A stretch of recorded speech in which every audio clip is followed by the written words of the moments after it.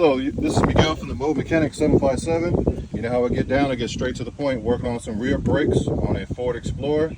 Have a nice tool, which is our brake pad spreader. Excellent tool. You can either have it going this way or above like I am. I put it in wherever it'll fit in the easiest because of the lack thereof brakes. But all you have to do is once you get it in, you just turn this right here, and as you can see, it's spreading. I'm doing it one hand, even on the phone, which is amazing. And it's that easy. This tool is magnificent. It saves me a lot of time, a lot of energy, and it's almost effortless. It's like, look at that, I could just barely touch it and it turns and spreads as it should. And look how fast that was. All I have to do is just do it in the reverse direction to get it out. That's it. And you could do it this way, whatever way you want to do it.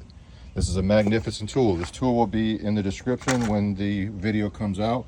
I do have these wonderful C-clamps. I have this wonderful spreader.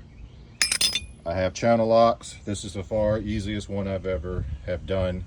Best tool, very durable. It speaks for itself.